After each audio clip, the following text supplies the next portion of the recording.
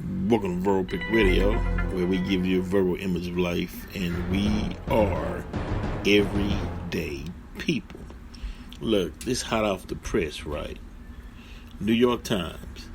2 men convicted of killing Malcolm X will be exonerated after decades.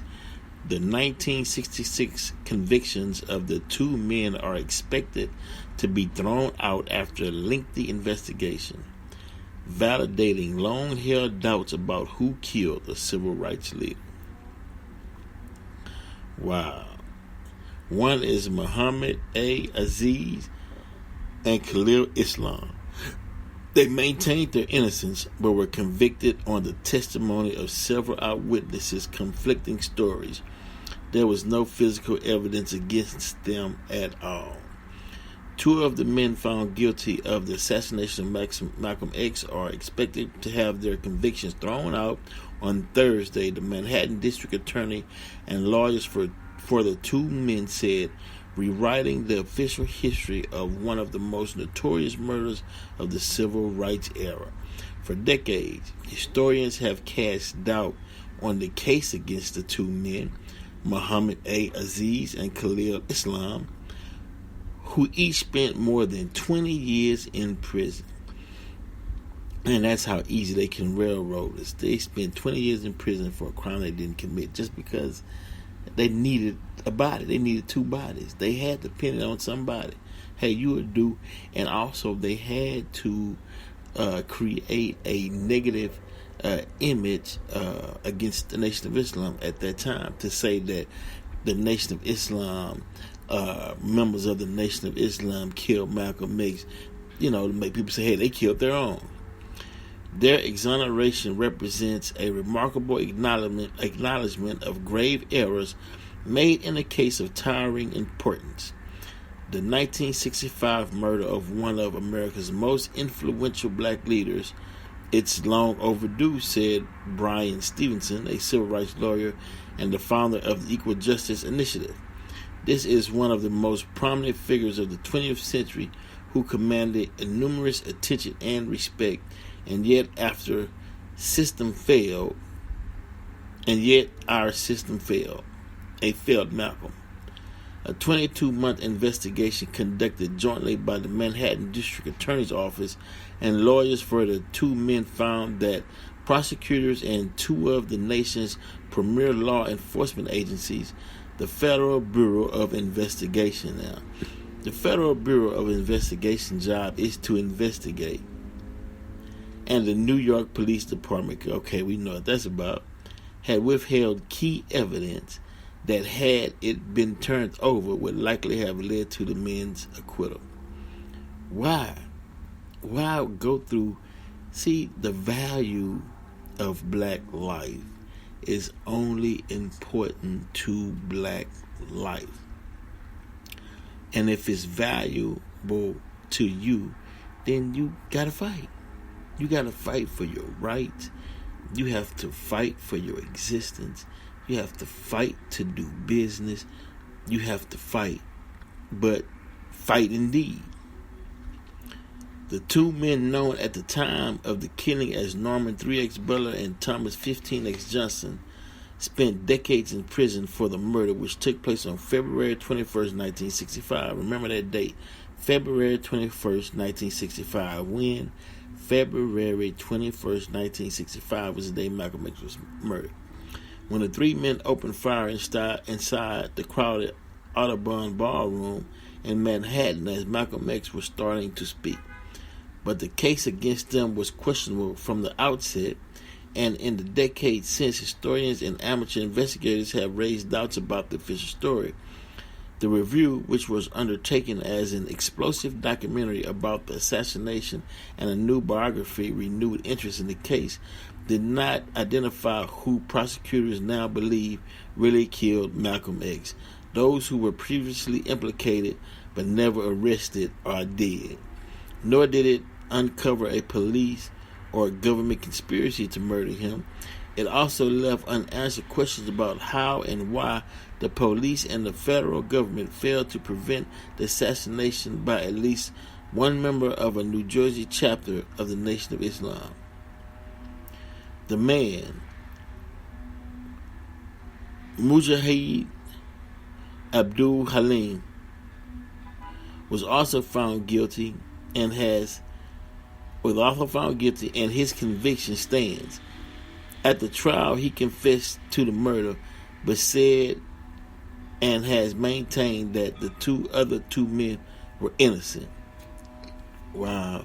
At his home in Brooklyn on Thursday, Mr. Halim, now 80, offered a simple response to the news about his co-defendants. God bless you, they're exonerated, he said in a quiet voice.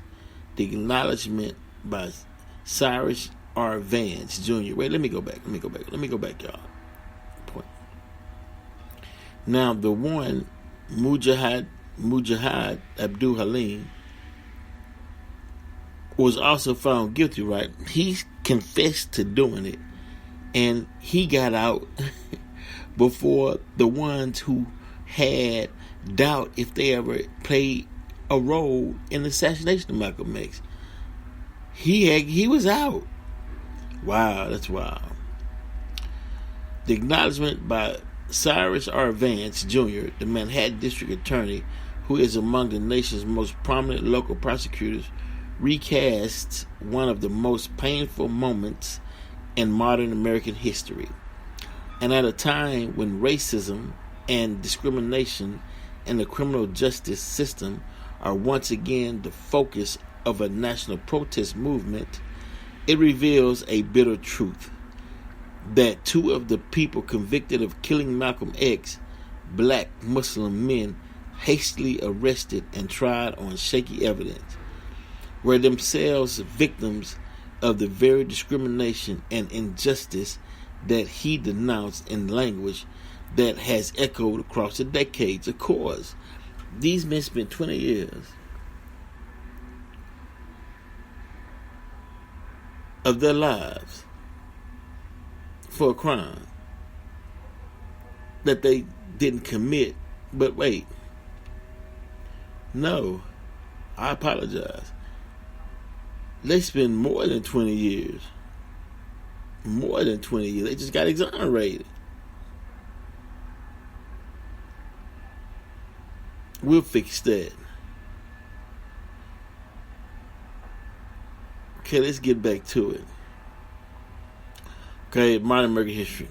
And at a time when racism and discrimination in the criminal justice system are once again in the focus of a national protest movement, it reveals a bitter truth that the two of the people convicted of killing Malcolm X, black Muslims men, hastily arrested and tried on shaky evidence and was convicted.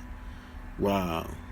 Mr. Vance's reinvestigation conducted with the Innocence Project and the Office of David Shanese, a civil rights lawyer, contended with serious obstacles.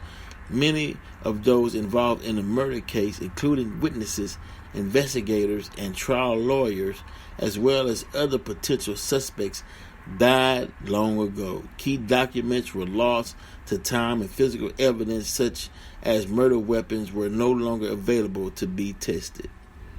This points to the truth that law enforcement over history has often failed to live up to its responsibilities, Mr. Vance said.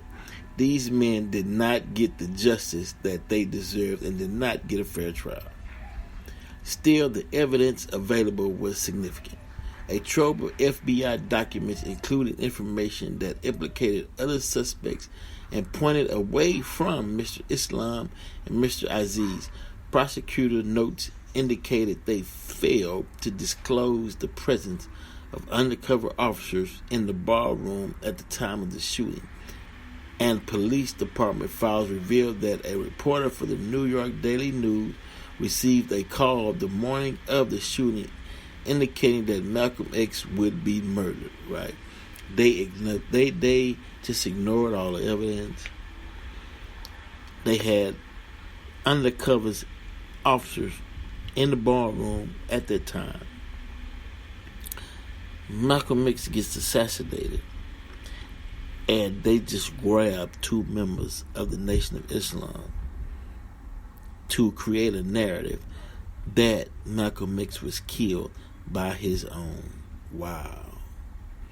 Altogether, the reinvestigation found that had the new evidence been presented to a jury, it may well have led to acquittals, and Mr. Aziz, 83, who was released in 1985, and Mr. Islam, who was released in 1987 and died in 2009 at age 74, would not have been compelled to spend decades fighting to clear their names. Mr. Aziz, they were out 20 years for crime they didn't commit. They was just exonerated today because no evidence to even have him in jail in the first place. So, we cleared that up. This wasn't a mere oversight, said Deborah Francis, a lawyer for the men. This was a product of extreme and gross official misconduct. The assassination unfolded on a bright February day at the dawn of what was to be a new phase in Malcolm X's career as a civil rights leader.